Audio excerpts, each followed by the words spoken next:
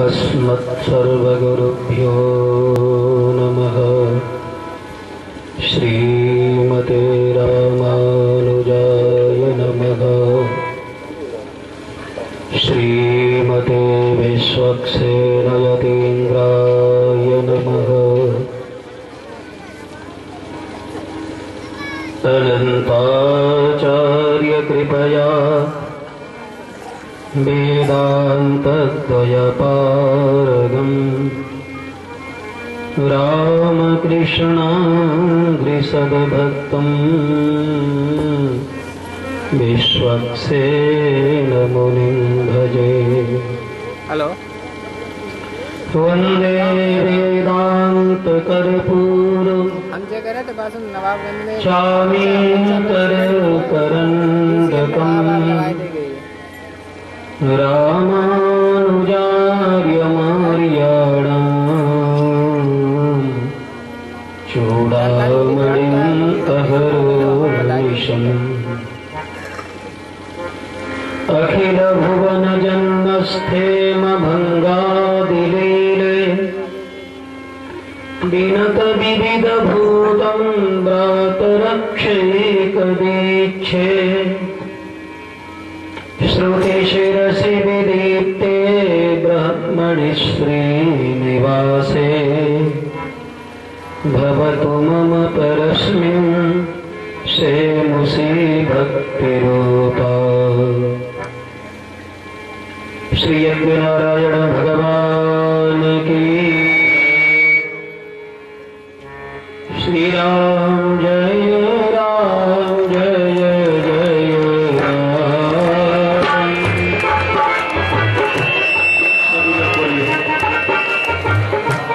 श्री राम जय राम जय जय राम। श्री राम जय राम जय राम। श्री राम जय राम जय जय राम। श्री राम जय राम जय जय राम।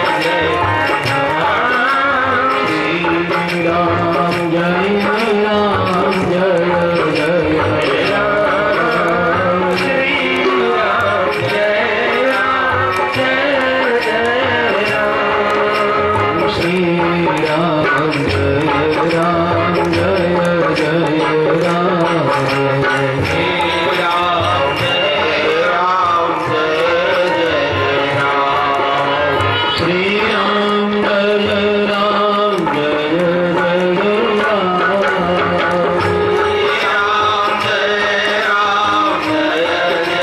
राम। श्री राम जय राम जय जय राम। श्री राम जय राम जय जय राम। श्री राम जय राम जय जय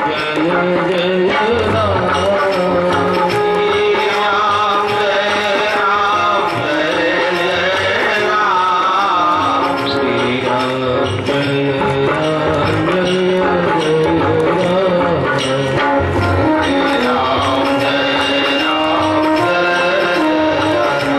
राम। श्री लक्ष्मी नारायण भगवान की जय। श्री यज्ञ नारायण भगवान की जय। श्री राधा कृष्णचंद्र भगवान की जय। श्री सीतारामचंद्र भगवान की जय। श्री लक्ष्मी वेंकटेश भगवान की जय। श्री भाष्यकार भगवान रामानुजाचार्य स्वामी जी महाराज की जय। श्री कांची प्रभाग भयंकर स्वामी जी महाराज की जय। विश्वबंद जगदाचार्य श्रीमस्प्रेतगंडी स्वामी जी महाराज की जय। सत्य सनातन धर्म की जय हो। वृंदावन बिहारी लाल की जय हो। जय जय श्री राधे।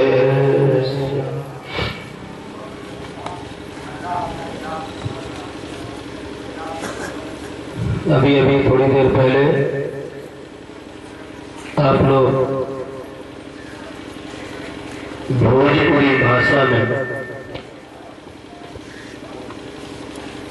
श्री राम कथा के माध्यम से भगवान श्री सीताराम के विवाह का रसास्वादन बड़ी मधुर शैली में कर रहे थे। और जो ये रसास्वादन करा रहे थे बाल व्यास जी महाराज, वंश संचालक महोदय, उपस्थित संत वृंद, बंधुओं एवं बहनों, श्री लक्ष्मी नारायण यज्ञ का आयोजन। भाई साउंड ठीक नहीं, नारायण आवाज फट रही है।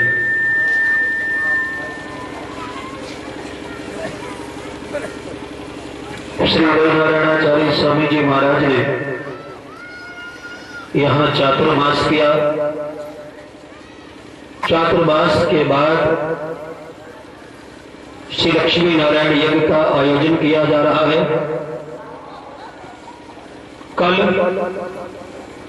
इस यज्ञ की पूर्णाहुति हो जाएगी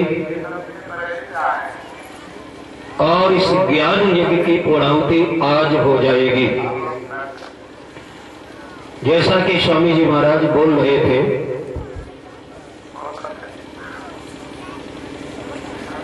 रात के 10, 11 बजे, 12 बजे तक जैसा भी होगा,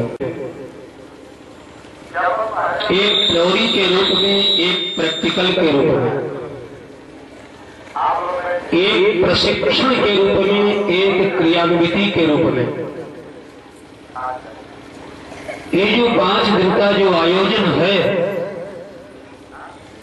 ये धर्म का प्रशिक्षण है, थ्योरी है, जानकारी है। लेकिन जानकारी केवल जानकारी के लिए नहीं होती, प्रशिक्षण केवल प्रशिक्षण के लिए नहीं होता है, थ्योरी केवल थ्योरी के लिए नहीं होती। प्रशिक्षण के बाद हमें फील्ड में उतरना पड़ता है। जब डॉक्टर प्रशिक्षित हो जाता है तो फील्ड में उतरता है, जब एक सैनिक प्रशिक्षित हो जाता है तो फील्ड में उतरता है, जब एक अध्यापक प्रशिक्षित हो जाता है तो फील्ड में उतरता है। इसी प्रकार सत्संग के माध्यम से धर्म के विषय में, मानवता के विषय में, जीवन के विषय में, मनुष्यता के विषय में, स्वकर्तव्य के विषय में जब हमें बोध हो जाए तो उसके अनुसार जीवन के फील्ड में हमें उतरना भी जरूरी है। जीवन केवल सुन लेना जीवन नहीं है, केवल सुना देना जीवन नहीं है।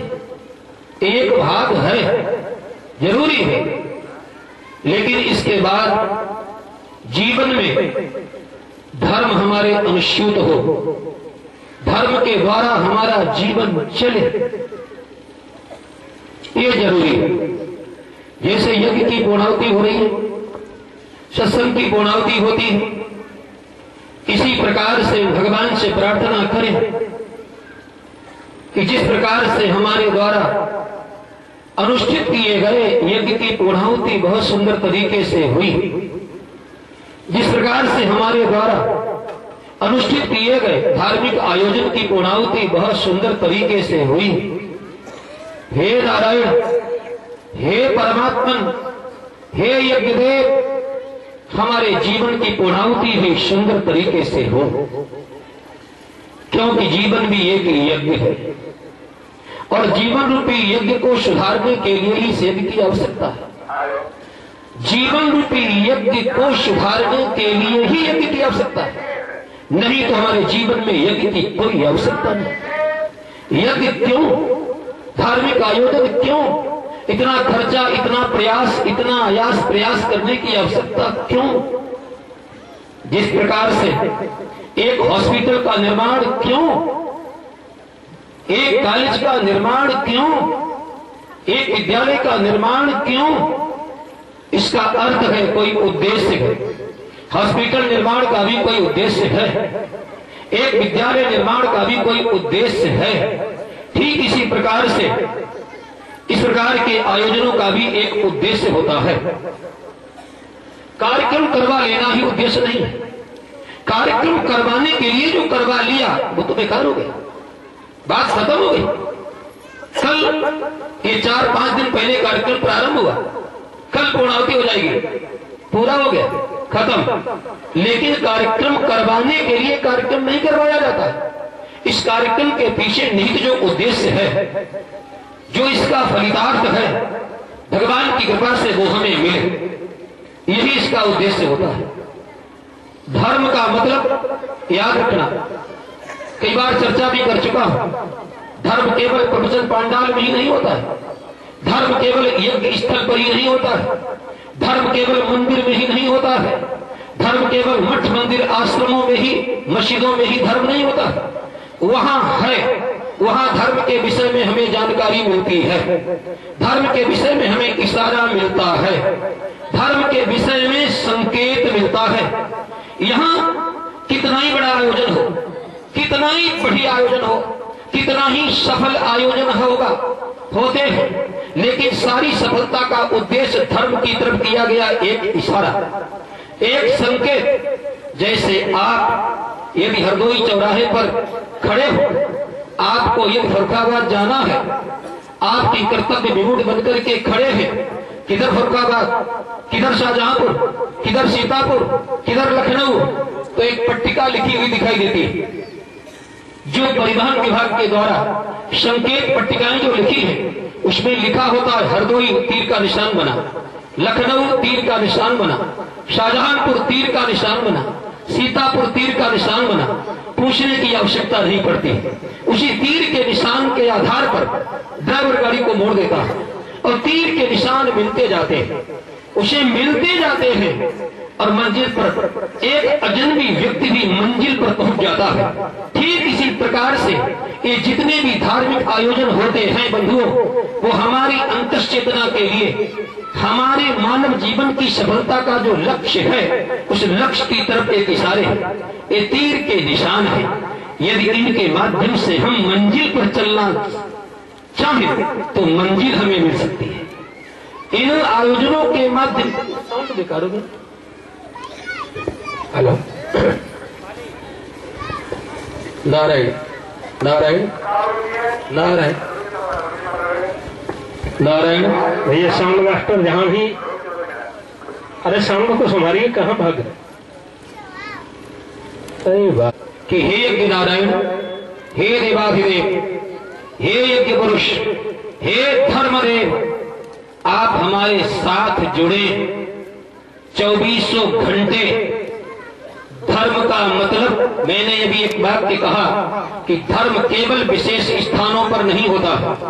यज्ञ एक व्यक्ति ने मान लिया कि यज्ञ स्थल पर ही धर्म है, तो फिर घर में क्या है, फिर दुकान पर क्या है, खेत में क्या होगा, मार्केट में क्या होगा, यज्ञ स्थल पर कितनी देर रहोगे, यज्ञ में कितनी देर यजमान बनोगे, यज्ञ मंडप पर कितनी देर तक ठहरोगे, सत्संग पांडाल में कब तक रुकोगे, यहां से तो हटना पड़ेगा। यदि आपने यहीं पर धर्म को समाप्त कर दिया, तो फिर आप फील्ड में जब जाएंगे तो धर्म आपके साथ नहीं होगा, फिर आप पुरानी जिंदगी में आ जाएंगे। इसलिए मेरे बंधुओं, धर्म का मतलब है कि हम प्रवचन पांडाल में धर्म से जुड़े, फिर वो धर्म हमारा घर में भी रहे, एकांत में भी रहे, भीड़ में भी हमारे साथ रहे, दुकान पर भी हमारे साथ रहे। जब हम कोई वस्तु बेचें तो धर्म हमारे साथ हो, जब हम कोई वस्तु खरीदें तो धर्म हमारे साथ हो, जब हम किसी व्यक्ति से बातचीत व्यवहार करें तो धर्म हमारे साथ हो। यानी हमारी जिंदगी के, जीवन के जितने आयाम हैं वो धर्म के नियंत्रण में हो, धर्म के द्वारा हमारी जिंदगी चले। और जो धर्म किसी विशेष स्थान पर होता है वो व्यक्ति कभी धार्मिक नहीं हो सकता। वो धर्म के स्थान पर तो धार्मिक होने की चेष्टा करेगा, लेकिन उस स्थान से दूर हटते ही फिर अपनी पुरानी जिंदगी में जिएगा।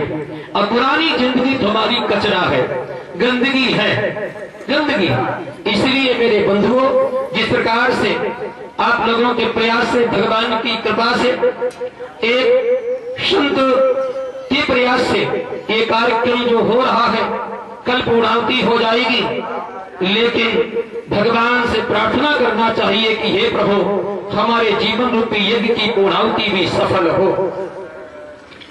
जीवन तो सबको मिलता है।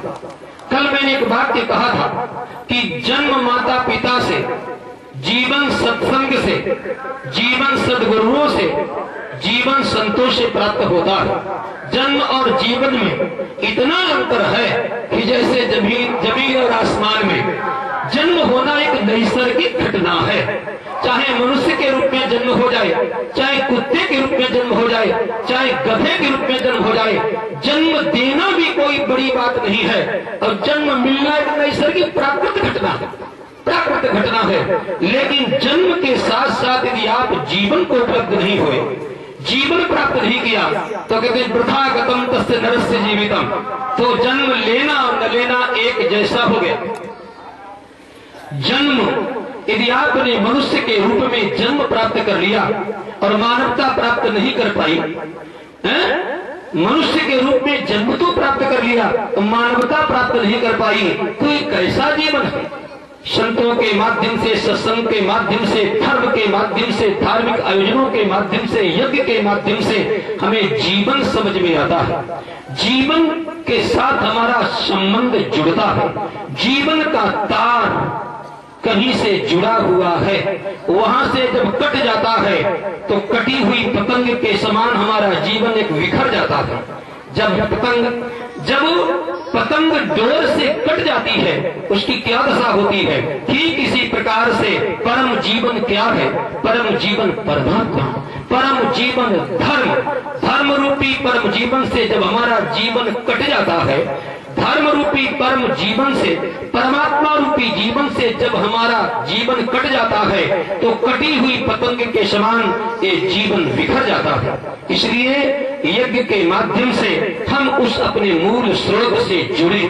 यज्ञ के माध्यम से, धर्म के माध्यम से, सत्संग के माध्यम से, ये सब माध्यम है। माध्यम माने इशारे, माध्यम माने तीर के निशान, माध्यम माने संकेत। इनके माध्यम से हम अपने महाजीवन से, उस स्रोत से जुड़ जाएं, ताकि हमारे जीवन की गतिविधि सफल हो जाए। कहा गया जीवन की सफलता क्या है और जीवन की असफलता क्या है। हमारे संत समाज में एक और ये सब जानते हैं। देखो, जब कोई साधारण व्यक्ति मरता है, मरना तो जरूरी है, मरते तो सभी हैं। मरते हैं तो शोक मनाया जाता है, मरते हैं तो रोते हैं। लेकिन जब कोई महापुरुष शरीर छोड़ता है, जब कोई संत शरीर छोड़ता है, जब कोई भगवान का भक्त प्रपन्न वैष्णव शरणागत शरीर छोड़ता है, तो उसके लिए शोक नहीं मनाते हैं। क्या करते हैं? उसके लिए वैकुंठोत्सव होता है, उत्सव होता है। एक के मरने पर शोक मनाया जाता है और एक के मरने पर उत्सव मनाया जाता है। इसका तात्पर्य क्या है? जिसका जीवन अधूरा रहा, जो जीवन के खेल में फेल हो गया, ऐसे व्यक्ति के मरने पर शोक सभाएं होती है, शोक मनाया जाता है। और जो सफल हो जाता है, उसके मरने पर उत्सव मनाया जाता है। जीवन की सफलता के कुछ सूत्र और ये भी बताया किसका जीवन सफल है और किसका जीवन असफल है। जो धर्म से जुड़ गया, जो धर्म से जुड़ जाता है, धर्म से जुड़ जाता है। और जुड़ने का मतलब केवल धार्मिक ही होना नहीं है। धर्म के इशारे पर हमारी सारी गतिविधि चले।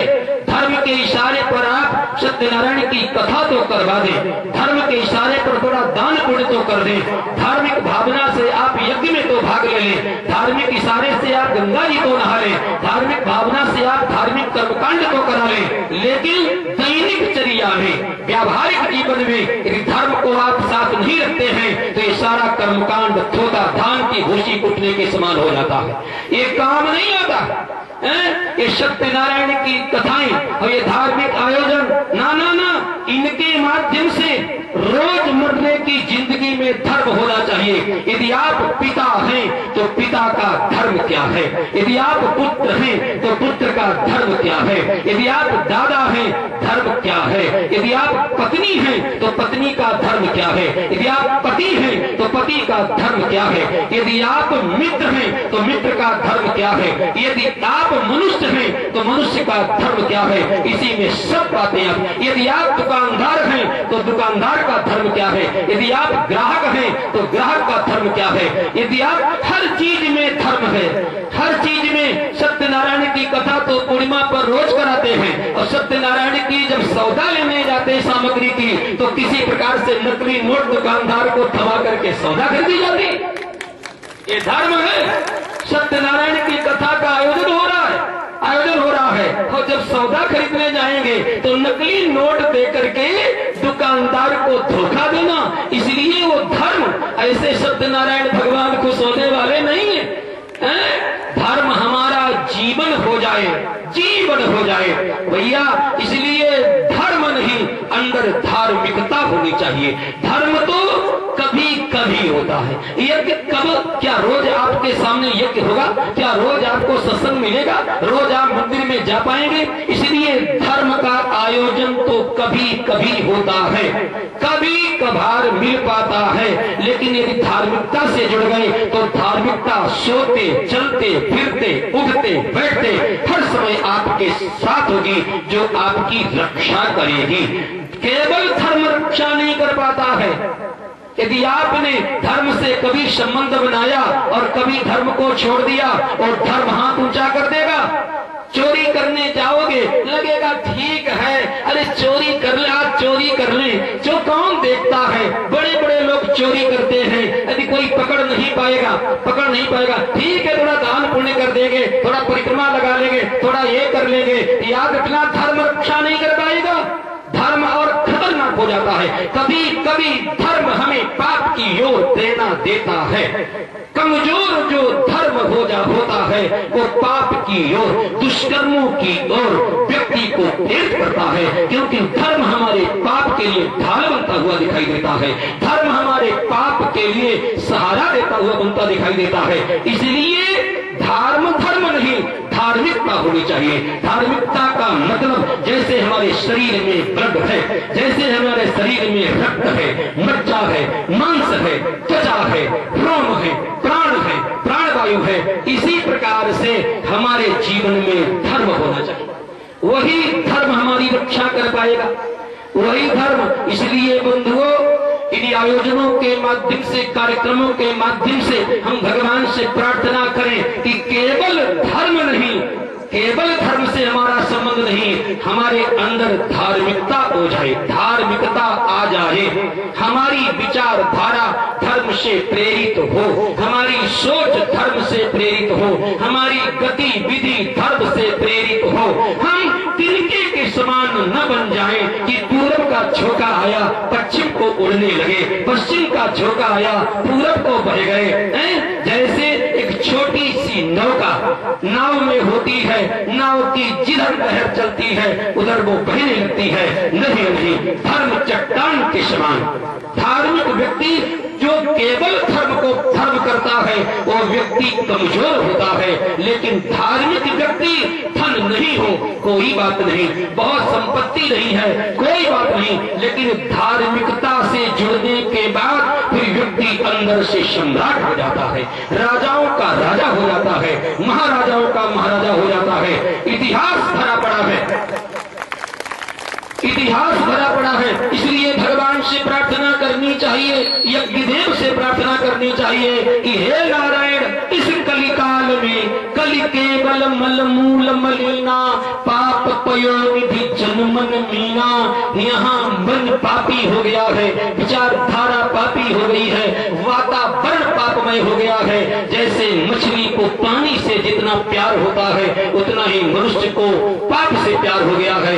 इस कलिकाल के वातावरण में जे राखे रघुवीर ते उबरे तिहि काल मह, अपनी शक्ति से नहीं, अपने सामर्थ्य से नहीं, भगवान के शरणागत होकर के, भगवान के प्रति समर्पित होकर से भगवान से प्रार्थना कीजिए कि हे नारायण, केवल धर्म नहीं, मेरे अंदर धार्मिकता आ जाए, मेरे अंदर धर्म की विचारधारा आ जाए जो कि हर समय हमारी रक्षा करे। धार्मिकता ही जीवन की सुगंध है, धार्मिकता ही जीवन की पूर्णाहुति है, और जो धार्मिकता को लेकर के जीवन जीता है उसके जीवन की समाप्ति भी, पूर्णाहुति भी सफल होती है? नहीं तो भैया हमारे यहाँ कहा गया ब्राह्मण है, और ब्राह्मण किस ब्राह्मण के मरने पर शोक करना चाहिए और किस ब्राह्मण के मरने पर उत्सव मनाना चाहिए। बात तो उल्टी होती दिखाई देती लोक में है। यदि हमारा आपके घर का कोई व्यक्ति, आपका बेटा है, यदि बहुत बड़ा पदाधिकारी बन जाए तो आप शोक मनाओगे कि उत्सव मनाओगे? इसलिए इस शरीर को छोड़ करके जो स्वर्ग को प्राप्त हो गया है, वैकुंठ को प्राप्त हो गया है, उसके लिए शोक मनाना उसका अपमान है। यदि आपके भाई को राष्ट्रपति की शपथ दिलाई जा रही है, आपके भाई को प्रधानमंत्री की शपथ दिलाई जा रही है, अब आप घर में शोक मनाएं तो बोलिए उसका अपमान है कि सम्मान? इसलिए जो धर्म में जिंदगी जीता है, धार्मिकता से ओतप्रोत होकर के जिंदगी जीता है, वो मरने के बाद, शरीर छोड़ने के बाद, पूर्णाहुति के बाद या स्वर्ग जाएगा या वैकुंठ जाएगा, इस संसार से मुक्त हो जाएगा। इसलिए महापुरुषों के मरने पर शोक नहीं, आनंद मनाया जाता है, उत्सव मनाया जाता है। जहां से भटके थे वहां पहुंच गए। कहते हैं कैसे ब्राह्मण के मरने पर शोक मनाया जाए? श्री रामचरितमानस की चर्चा चल रही थी तो रामचरितमानस के माध्यम से ही बता दिया जाए। सोची विप्र जो वेद विहीना, तज निज धर्म विषय लय लीना। ब्राह्मण कुल में जन्म होने के बाद जो यज्ञोपवीत न पहरे, संध्या न करे, धर्म में रुचि नहीं है और ब्राह्मण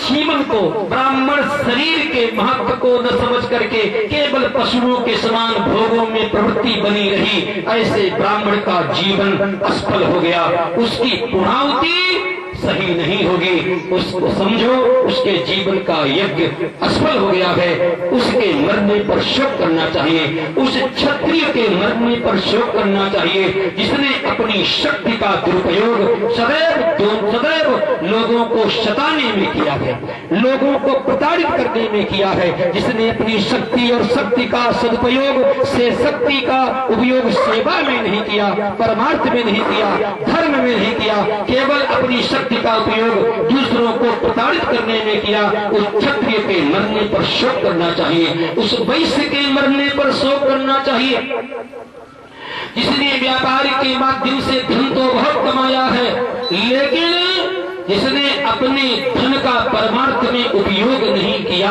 परमार्थ में सदुपयोग नहीं किया है, धर्म में धन को नहीं लगाया है और केवल कुबेर के समान धन इकट्ठा करता चला गया, उस वैश्य के मरने पर शोक करना चाहिए। और थोड़ा पढ़ लिख जाने के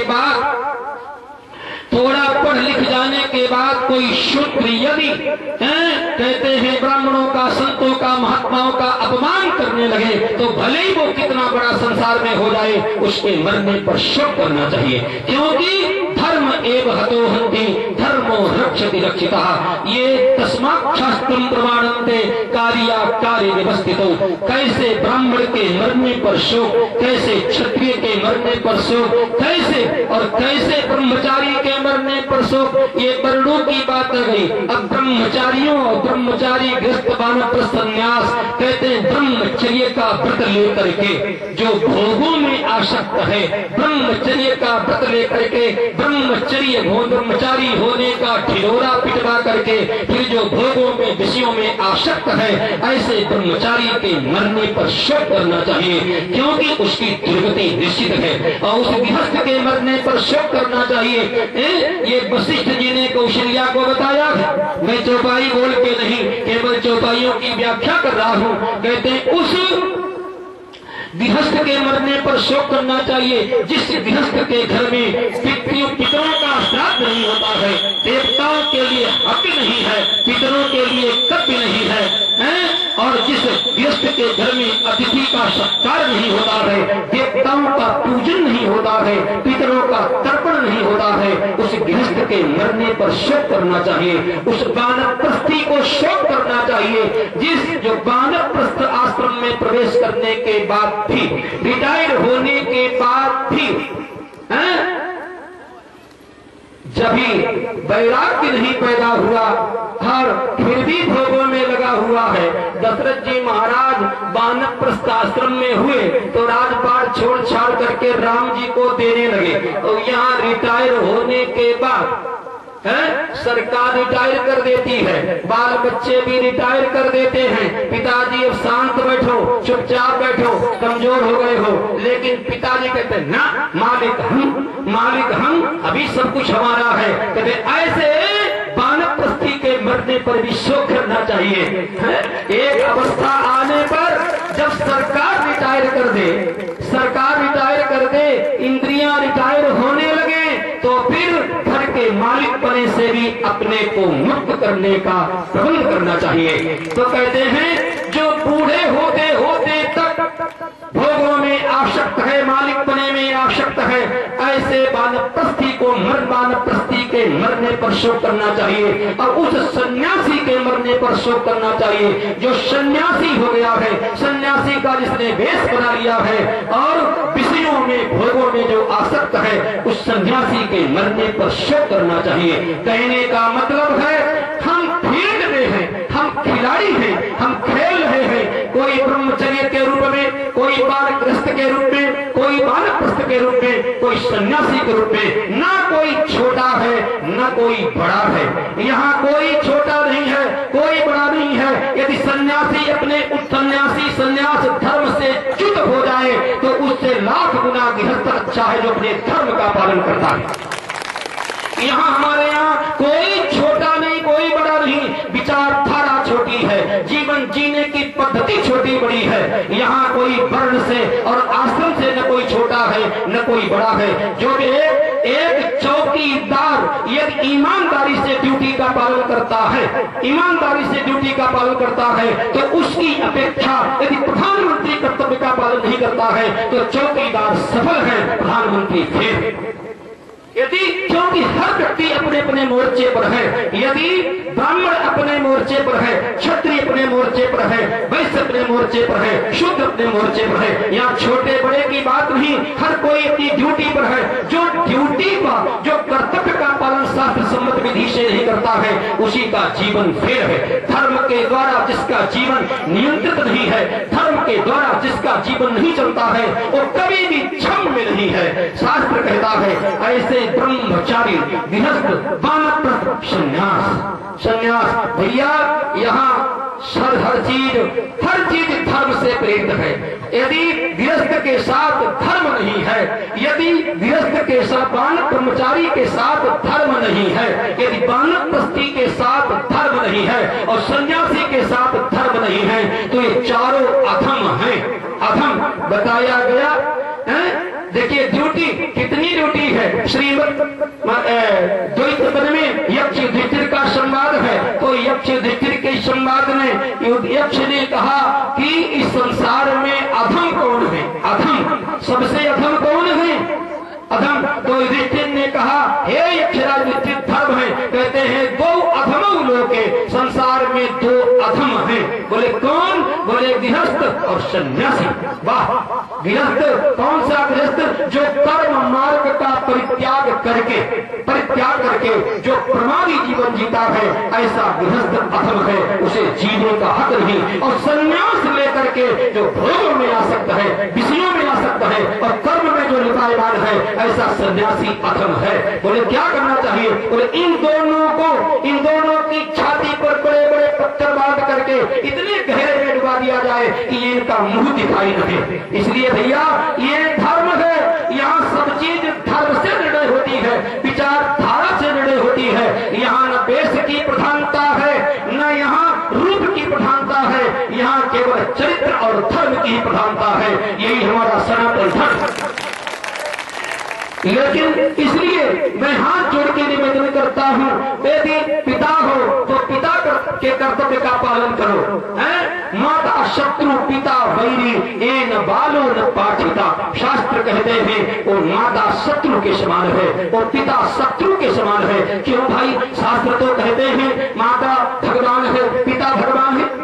माता कहते मातृ देवो भव पितृ देवो भव, और माता पिता भगवान के समान है। तो फिर ये क्या कहा जा रहा है? माता शत्रु पिता वैरी ए न बालो न पाठिता। इस संसार में तो कोई सबसे बड़ा शत्रु है तो माँ, इस संसार में सबसे बड़ा कोई दुश्मन है तो पिता। वाह, ये दोनों बातें, एक तरफ भगवान कहा गया और एक तरफ दुश्मन। बोले भगवान, एक भगवान वाली भूमिका निभाए तो ये भगवान है, और दुश्मन वाली भूमिका निभाए तो ये दुश्मन है। इनसे बड़ा कोई दुश्मन नहीं। जो अपनी संतान को अच्छी शिक्षा न दे, जो अपने संतान को चरित्रवान होने की शिक्षा न दे, जो अपनी संतान को संस्कारवान होने की शिक्षा न दे, जो अपनी संतान को सन्मार्ग की शिक्षा न दे, वो माता पिता होते हुए घोर शत्रु है, वो दुश्मन है। इसलिए भैया यही धर्म है, यही धर्म है मेरे बंधुओं। सब लोग अपनी अपनी ड्यूटी का पालन करो, अपने अपने कर्तव्य का पालन करो। यज्ञ के माध्यम से, सत्संग के माध्यम से, कथा प्रवचनों के माध्यम से हमें कुछ सूत्र प्राप्त होते हैं, इशारे प्राप्त होते हैं। और इशारे सुनने के लिए नहीं, सुनने के लिए मत सुनो। बात सुन लिया जिंदगी में, सुनने के लिए मत सुनो। जिंदगी के फील्ड में चलने के लिए, प्रैक्टिकल जीने के लिए, जीवन जीने के लिए सुनो, तभी कल्याण होगा, तभी कल्याण होगा। कहने का मतलब है यज्ञ के धर्म कहते हैं धर्मान न प्रमदितव्यम। हमारे शास्त्र कहते हैं कि धर्म से प्रमाद मत करो। बोले क्यों? क्यों? बोले धर्म ही जीवन है और धर्म ही मौत है, धर्म ही सब कुछ है, सब कुछ है। यदि धर्म का सदुपयोग आपके जीवन में हो गया तो यही अमृत है, और धर्म का दुरुपयोग, धर्म का तिरस्कार यदि आपके जीवन में हो गया तो यही मौत है। इसलिए बंधुओं, और धर्म का मतलब होता है कर्तव्य का पालन। धर्म का मतलब इतना ही नहीं है कि हमने कथा सुन ली, प्रवचन सुन लिया, यज्ञ में आ गए, परिक्रमा कर लिया, कर्मकांड कर लिया, एक गंगा स्नान कर ली। धर्म इतना ही नहीं है। ये तो धर्म के दिखाई देने वाले कुछ सिंपल हैं, कुछ बादगी हैं। यहाँ धर्म का थोड़ा करंट विशेष है, यहाँ जाने पर धार्मिक भावना थोड़ी पैदा होती है। यज्ञ मंडप में आने पर, धार्मिक आयोजन में आने पर थोड़ा करंट लगता है, थोड़ी सात्विकता पैदा होती है। लेकिन यदि इसी को आपने पूरा मान लिया तो आप अपने साथ बहुत बड़ा विश्वासघात कर रहे हैं, आप अपने साथ बहुत बड़ा धोखा दे रहे हैं। ये तो इशारे हैं, इशारे हैं। जैसे साल में 2 साल में जैसा होता है लाइसेंस रिन्यूअल होता है, लाइसेंस यदि रिन्यूअल नहीं होगा तो आपका कभी भी जब्त हो सकता है। लेकिन एक आप आए, थाने में आए या मजिस्ट्रेट के पास गए और 15 मिनट की प्रक्रिया हुई, लाइसेंस रिन्यूअल हो गया, अब वहीं आप बैठे रहो क्या? लाइसेंस का अर्थ उसका उपयोग करो, अब समय पर उसका उपयोग करो। इसीलिए अधिकारी ने आपको परमिशन दी है, तो यहाँ धर्म की परमिशन मिलती है, यहाँ धर्म के साथ संबंध बनता है। जीना तो आपको घर में है, जीना तो आपको परिवार में है, जीना तो आपको बाजार में है, बाजार में है, जीना आपको संसार में है। एक दूसरे के साथ हमारा क्या व्यवहार है, एक दूसरे के प्रति हमारी क्या सोच है, क्या सोच है। हम संसार को किस आंख से देख रहे हैं, हम मनुष्य को किस आंख से देख रहे हैं, प्राणी मात्र को किस दृष्टि से देख रहे हैं, और प्राणी मात्र के साथ हमारा क्या व्यवहार है, ये कसौटी है। यहीं पर धर्म की परीक्षा होती है, परीक्षा होती है। यज्ञ मंडप में, इस पांडाल में धर्म की कोई परीक्षा नहीं है, कोई परीक्षा ही नहीं। बोले क्यों? बोले यहाँ तो 100% सब पास, यहाँ तो सब पास, आंख बंद करके सबको पास किया जा सकता है। लेकिन पांडाल के बाद जब आप घर में जाएंगे, घर में जाएंगे, तब परीक्षा है कि आपने जो कोर्स किया है, कोर्स किया है, अब देखें आप पास होते हैं कि फेल होते हैं ना, वहां ना परीक्षा होगी। इसलिए बंधुओं, इसलिए मैं आप लोगों से निवेदन करूंगा, इसका तो कोई अंत नहीं है बोलने का। मैं चाहूंगा यहीं पर वाणी को विराम दिया जाए, क्योंकि जब जाना ही है तो भी जाना है, जाना है। इसलिए अब यही मैं हाथ से हाथ जोड़ करके निवेदन करूंगा, यज्ञ भगवान की पूर्णाहुति हो रही है और यज्ञ भगवान के साथ साथ हम भगवान से निवेदन करें कि हे प्रभु हमारी जीवन की पूर्णाहुति भी सफल हो, सफल हो। हमारा हे प्रभु आनंद दाता ज्ञान हमको दीजिए, ये सफलता है, ये सफलता की मांग है, ये भीख है। भगवान से रोज मांगो, रोज प्रार्थना करो, रोज मांगो, रोज प्रार्थना करो कि हे प्रभु आनंद दाता ज्ञान हमको दीजिए, शीघ्र सारे दुर्गुणों को दूर हमसे कीजिए, लीजिए हमको शरण में, हम सदाचारी बने, धर्म रक्षक ब्रह्मचारी, प्रीत वीर व्रतधारी बने। हे नारायण आपने हमको जो ड्यूटी दी है, हे नारायण हे परमात्मा, ये संसार क्या है? संसार एक रंगमंच है, जैसे ये छोटा सा रामलीला का मंच है, यहाँ रामलीला होती होगी, ठीक इसी प्रकार से ये पूरा संसार एक रंगमंच है। इस रंगमंच पर हम एक अभिनेता हैं, हम एक एक्टर हैं। आप वास्तव में सिर्फ कुछ भी नहीं, कुछ भी नहीं। ईश्वर अंश जीव अविनाशी, चेतन अमल सहज सुखराशि, ममई वांश जीव लोके, जीव भूता सनातन।